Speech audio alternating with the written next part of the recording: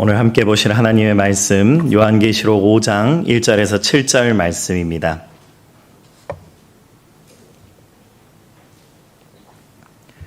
요한계시록 5장 1절에서 7절 말씀을 우리 한 목소리로 읽겠습니다. 내가 보매 보좌에 앉으신 이의 오른손에 두루마리가 있으니 안팎으로 썼고 7인으로 봉하였더라. 또 보매 힘있는 천사가 큰 음성으로 외치기를 누가 그 두루마리를 펴며 그 인을 떼기에 합당하냐 하나 하늘 위에나 땅 위에나 땅 아래에 능히 그 두루마리를 펴거나 보거나 할 자가 없더라. 그 두루마리를 펴거나 보거나 하기에 합당한 자가 보이지 아니하기로 내가 크게 울었더니 장로 중에 한 사람이 내게 말하되 울지 말라. 유대 지파의 사자 다윗의 뿌리가 이겼으니 그 두루마리와 그 7인을 떼시리라 하더라. 내가 또 보니 보좌와 네 생물과 장로들이 사이에 한 어린 양이 서 있는데 일찍이 죽임을 당한 것 같더라. 그에게 7뿔과 7눈이 있으니 이 눈들은 온 땅에 보내심을 받은 하나님의 7영이더라. 그 어린 양이 나와서 보좌에 앉으신 이의 오른손에서 두루마리를 취하시니라. 아멘. 우리가 함께 읽은 이 요한계시록 5장 말씀은 하늘 보좌에 앉으신 하나님의 오른손에 들린 두루마리에서 시작이 됩니다. 여러분, 이 두루마리에는 하나님의 구원 계획이 그리고 온 우주의 궁극적인 완성이 담겨 있습니다. 이 두루마리는 그래서 하나님의 통치 계획서다라고 말할 수 있겠습니다. 마치 보시는 그림과 같이 7개의 인으로 봉인된 두루마리입니다. 그래서 이 두루마리를 펼쳐야 하는데 오늘 말씀에 보니 이 두루마리를 펼칠 사람이 없다라고 말을 합니다. 하늘 위에 찾아봐도 또 땅 위를 찾아봐도 또 땅 아래에도 이 인을 떼고 두루마리를 펼칠 자가 없다라고 말하고 있습니다. 그 순간 요한은 크게 울었습니다. 여러분, 이 눈물 속에는 우리의 한계와 절망이 담겨 있는 듯합니다. 하나님의 통치 계획서라고 했는데 이 하나님의 통치 계획서라고 하니 너무 거창한 것 같습니다. 그렇지 않고 우리 인생이 그렇다라고 한번 생각을 해보십시오. 살아가다 보면 누구나 풀 수 없는 매듭을 만나게 됩니다. 가정에 갈등이 있고 직장에서의 부당함이 있고 관계의 단절이 있고 마음속에 상처가 있습니다. 우리가 아무리 노력해도 풀리지 않는 문제 앞에서 우리는 절망하고 이렇게 묻곤 합니다. 누가 이 매듭을 풀어줄 수 있을까? 누가 내 삶의 이 복잡한 얽힘을 풀어주고 새로운 길을 열어줄 수 있을까? 이 장면은 고대 프르기아의 고르디우스의 매듭을 떠올리게 합니다. 고르디우스 왕의 마차를 신전 기둥에 매우 복잡한 매듭으로 묶어두었습니다. 그리고 예언을 합니다. 이 매듭을 푸는 자가 아시아의 지배자가 될 것이다. 그래서 수많은 사람들이 이 매듭을 풀어보려고 애를 많이 썼습니다. 시도들을 많이 했습니다. 그런데 모두 실패했습니다. 그때 누가 나타났습니까? 알렉산드로 대왕이 나타났습니다. 그리고 나서 이 알렉산드로 대왕은 매듭을 푸는 것이 아니라 자신의 검을 꺼내어 단칼에 그 매듭을 잘라 해결했다라는 이야기입니다. 여러분, 그러나 요한계시록은 힘으로 자르고 해결하는 방식이 아니라 전혀 새로운 방식, 하나님의 방식으로 역사의 매듭을 푸시는 분을 보여주고 있습니다.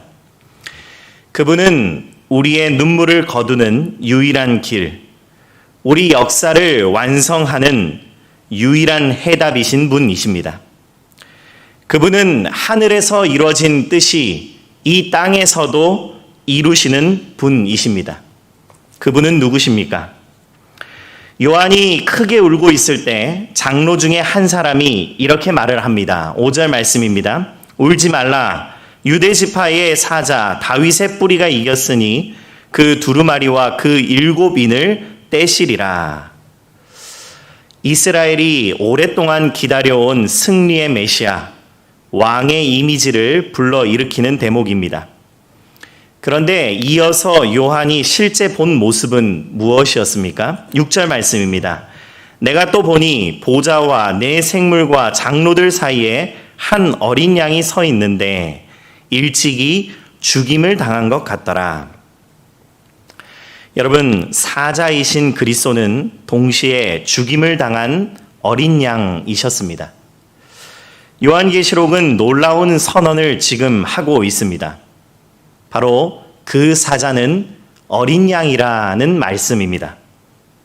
세상을 정복할 힘은 폭력과 억압이 아니라 철저한 겸손과 희생과 자기 비움에서 나온다라고 말씀하고 있습니다. 저는 오늘 여러분들과 함께 그 사자는 어린 양이라는 이 계시록의 선포 앞에 서서 두 가지 묵상을 함께 나누려고 합니다. 첫 번째는 승리는 겸손과 희생으로 이루어진 길이라는 것입니다. 다시 한번 승리는 오직 겸손과 희생으로 이루어진 길임을 우리는 믿어야겠습니다. 세상은 승리를 힘과 성취 그리고 업적과 권력으로 정의합니다. 누가 힘이 세고 누가 더 많은 성취를 거두고 누가 업적을 많이 세우고 누가 많은 권력을 가졌느냐, 그 사람이 바로 승리한 사람이다라고 평가하는 것입니다. 그러나 어린 양 되신 그리스도의 승리는 그와 정반대입니다. 십자가에서 철저하게 낮아지시고 피 흘려 죽으심으로 완성한 승리였습니다. 성도 여러분, 우리 기독교가 십자가의 예수님, 오늘 말씀에 나오는 어린 양 예수님을 놓치면 사실 아무것도 남는 게 없습니다. 그런데 자꾸만 십자가 없는 기독교, 죽임당한 어린 양 없는 기독교를 만들려고만 합니다.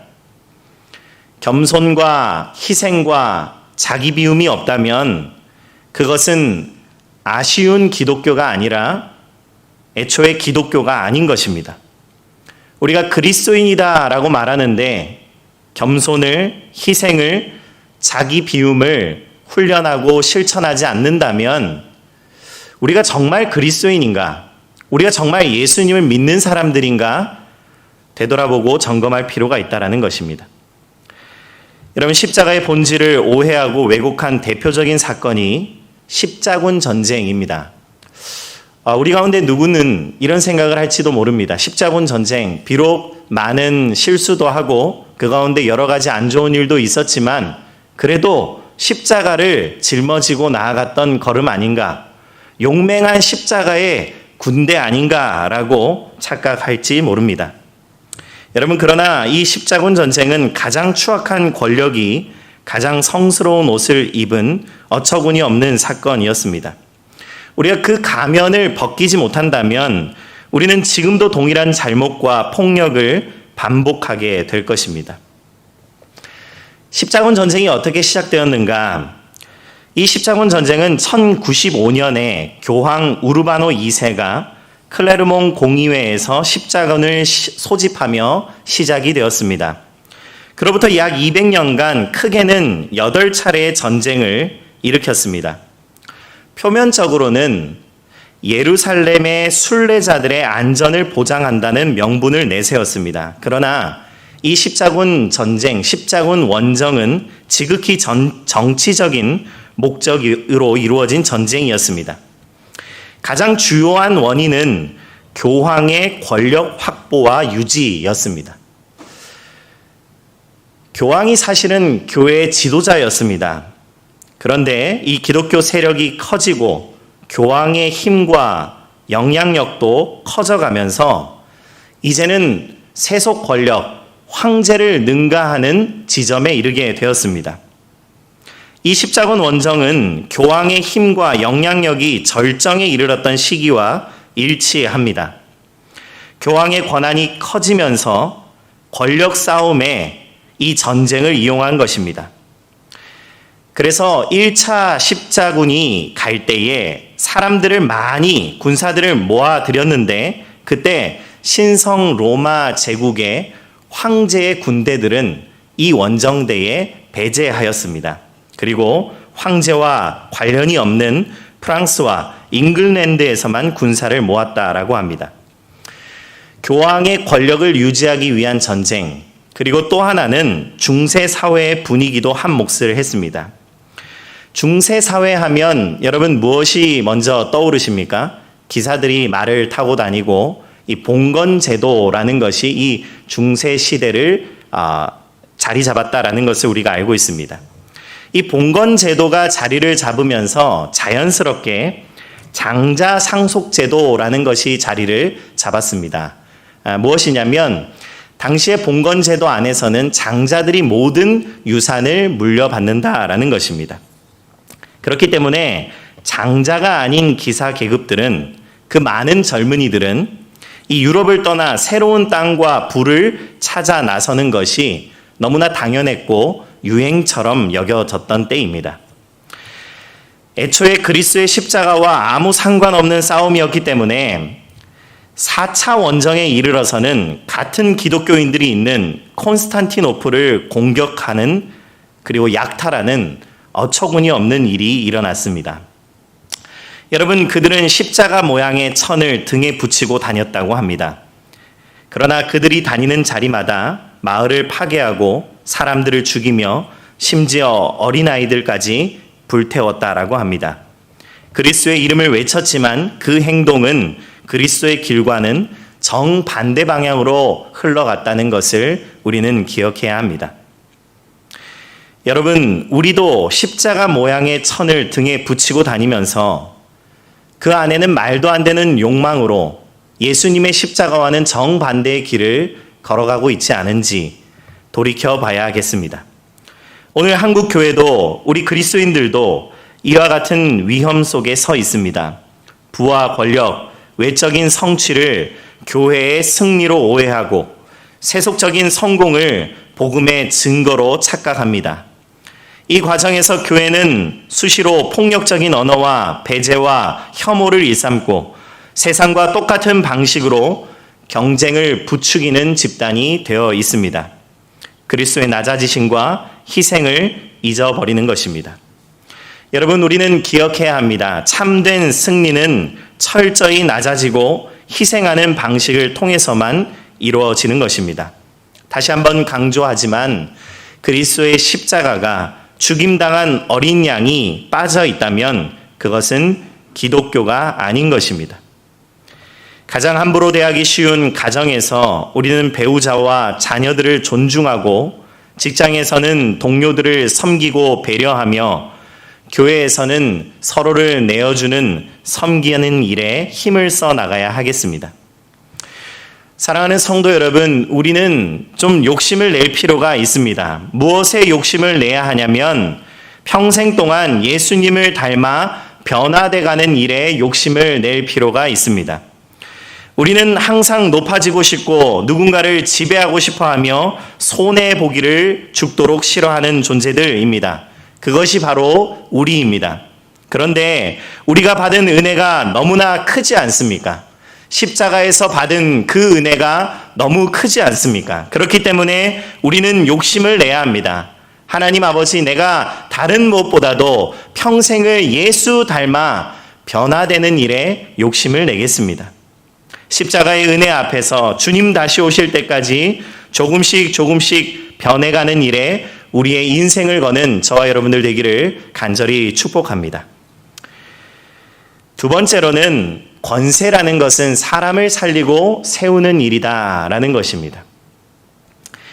낮아지고 겸손해지고 자기를 비우는 이 십자가 어린 양을 기억할 때 우리는 때로 비실비실 힘이 없고 능력 없는 이미지들을 떠올리곤 합니다. 그러나 주님께서는 그렇게 말씀하지 않으십니다. 권세를 구하라 라고 말씀하십니다. 능력을 구하라 라고 말씀하십니다. 내가 하늘의 권능으로 너를 덮겠다 라고 말씀하십니다. 그런데 그 힘을 정말 잘 사용해야 된다라고 말씀하고 계십니다. 요한계시록 5장 9절에서 10절 말씀은 어린 양께서 이 두루마리를 펼치기에 합당한 이유를 설명하고 있습니다. 우리 9절 10절을 함께 읽겠습니다. 그들이 새 노래를 불러 이르되 두루마리를 가지시고 그 인봉을 떼기에 합당하시도다. 일찍이 죽임을 당하사 각 족속과 나라 가운데에서 사람들을 피로 사서 하나님께 드리시고 그들로 우리 하나님 앞에서 나라와 제사장들을 삼으셨으니 그들이 땅에서 왕노릇 하리로다 하더라. 아멘. 여러분, 어린 양의 권세는, 어린 양의 힘은 사람들을 억압하거나 지배하기 위한 것이 아니라 사람들을 구원해내고 하나님께 올려드리며 그들로 하여금 통치자와 제사장의 역할을 회복시키기 위한 것이었다라고 말씀하십니다. 예수님은 지금 이 말씀을 통해 우리에게 이렇게 말씀하십니다. 권세는, 능력은, 힘은 이렇게 쓰는 거다. 여러분, 요한복음 10장 10절 말씀에도 예수님은 분명히 말씀하셨습니다. 내가 온 것은 양으로 생명을 얻게 하고 더 풍성히 얻게 하려는 것이라. 사랑하는 성도 여러분, 세상의 권세는 죽음을 무기로 삼습니다. 죽음을 무기로 삼아서 죽음 앞에 사람들이 벌벌 떨게 하여서 그 죽음을 무기로 사람들을 굴복시키고 사람들을 다스리려고 하고 사람들의 것을 빼앗으려고 합니다. 이것이 바로 세상의 권력과 권세입니다. 그러나 예수님의 권세는 죽음이 아닌 생명을 향하고 억압이 아닌 자유를 주며 파괴가 아닌 풍성함을 일으키는 것임을 우리는 바라보아야 합니다. 여러분 잘 알듯이 제가 11년 만에 갓난 아기를 다시 키우고 있습니다. 이 아기를 키우면서 생명을 살리고 생명을 풍성케 하는 일이 얼마나 어려운 일인지 몸소 체험하고 있습니다. 대단한 일이 아니라 이 아이를 암 굶기고 먹이는 일만 해도 또 종횡무진 기어다니는 아기가 어디 안 찢어지게 따라다니면서 돌보는 일만 해도 몸이 안 아픈 곳이 없을 정도로 힘이 들고 또 무엇보다 조금 있었던 여가 시간이 없어졌다는 것이 매우 아쉽습니다. 그러면서 이런 생각을 해봅니다. 이게 남는 장사인가? 여러분 어떻게 생각하십니까? 이게 남는 장사입니까? 아멘이시죠? 그런데 생각해보면 당연히 믿지는 장사입니다. 제가 어디서 알 수 있냐면 12살 된 제 첫째 아들을 보면 알 수 있습니다.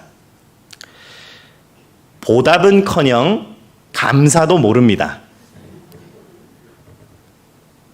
제가 지금 정성을 들여서 밥을 먹이고 안아주고 따라다니면서 돌보는 이 둘째 아이도 12년 뒤에 좀 다른 모습일까요? 전혀 그렇지 않을 것 같습니다. 그런데 여러분, 다시 한번 질문을 드립니다. 남는 장사인지 믿지는 장사인지. 우리는 당연히 남는 장사다라고 말할 수 있습니다. 다른 무엇이 아니라 그 아이가 하나님의 은혜 안에서 꿈틀거리고 있는 그 자체를 보는 것이 우리에게 감사이고 이 세상 그 어떤 사업보다 남는 장사다라고 고백할 수 있는 장면입니다. 사랑하는 성도 여러분, 생명을 살리고 생명을 풍성케 하는 일은 그만큼 값진 일입니다. 비록 힘이 들고 또 때로는 후회가 밀려오고 또 때로는 이게 정말 남는 장사인가 회의감이 찾아올 때도 있지만 분명히 남는 장사입니다. 생명을 살리고 생명을 풍성케 하는 그 일을 통하여 우리의 인생의 의미가, 우리의 인생의 목적이 찾아지기 때문입니다. 제 경우에는 이 아이를 키우는 경험이 영적으로 굉장히 도움이 많이 됩니다. 잃어버렸던 저의 영적인 감각과 정성을 회복시키는데 여러분 제가 설교를 쓸 때에도 또 사람들을 만날 때에도 요즘은 어떤 마음으로 설교를 쓰고 사람들을 만나냐면 아기 분유를 타듯하는 마음으로 그렇게 사람을 만나고 또 설교를 짓곤 합니다. 의미와 정성이 조금 더 생기는 것 같습니다. 잘 하지는 못해도 이 말씀에 힘이 있으니까 물 잘 맞추고 분유 양만 잘 맞추면 살을 찌울 수 있다라는 믿음과 그러한 기대와 용기입니다. 내가 잘나서가 아니라 하나님이 붙여주신 관계이니까 정성을 다하기만 하면 하나님께서 일하실 것이고 하나님께서 생명을 놀랍도록 풍성케 하실 것이다라는 기대감이 제 안에 살아 숨쉬고 있다라는 것입니다. 여러분, 권세는 생명을 살리는 힘입니다. 우리는 욕심을 내야 합니다. 어떤 욕심을 내야 하냐면 내 인생에 하나님께서 보내주신 사람에게, 내 인생 가운데에 하나님이 보내주신 그 사람에게 예수님을 알게 하고 또 예수님으로 하여금 더 풍성한 생명을 누리게 하는 일에 욕심을 좀 내야겠습니다. 사랑하는 성도 여러분, 중보 기도를 통하여서 힘든 사람들의 이야기를 귀담아 들어주는 사역을 통하여서 땀을 흘리며 밥을 짓고 사랑을 나누는 일을 통하여서 하나님께 드리는 예배를 세우는 일에 헌신함으로써 나의 물질과 시간을 드림으로써 무엇보다도 하나님의 말씀을 사모하고 그 말씀을 증거함으로써 사람을 살려내는 일에 욕심을 가지시는 저와 여러분들 되기를 간절히 축복합니다. 세상은 누구의 것을 가져다가 나를 채우는 것이 답이다라고 말을 합니다. 그러나 예수님께서는 내 것을 내어주어 남을 채우는 것이 인생의 의미다.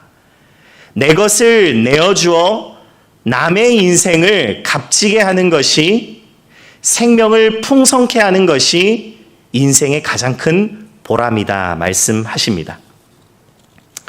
성도 여러분, 마가복음 10장 45절 말씀을 우리 함께 읽으며 말씀을 정리합시다. 함께 읽습니다.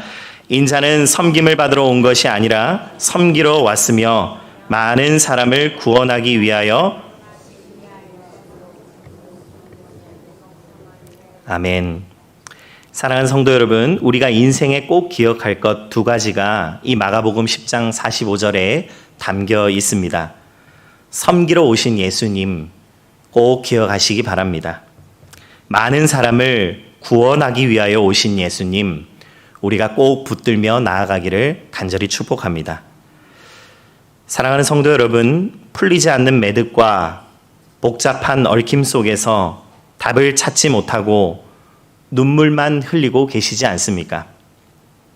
그때에 주님의 약속을 믿고 승리의 사자이시며 죽임당한 어린 양이신 예수님께로 나아갑시다. 우리의 삶을 점검하고 그분께 초점을 맞춥시다. 겸손과 희생의 이 그리스도인의 정체성을 우리가 회복합시다. 그리고 사람을 살리는 권세를, 그 권능을 나에게 부어달라고 간절하게 하나님께 매달려 기도합시다. 내 앞에 놓인 문제를 생각하면 이 답이 엉뚱한 것만 같습니다. 예수님 붙잡는다고, 내가 섬김과 희생을 실천한다고, 내가 사람 살리는 일에 헌신한다고 나의 이 매듭이 정말 풀릴까? 이거 정말 엉뚱한 답 아니야 라고 생각할지도 모릅니다. 그러나 사랑하는 성도 여러분, 우리가 예수님께 초점을 맞추고 살아갈 때에, 그렇게 정성을 들여 한 걸음 한 걸음 나아갈 때에 주님께서 우리에게 놓인 모든 매듭을 풀어주실 줄 믿으시기 바랍니다. 이 시간 함께 찬양하며 기도의 자리로 나갑시다. 죽임당하신 어린 양 함께 찬양 드립니다.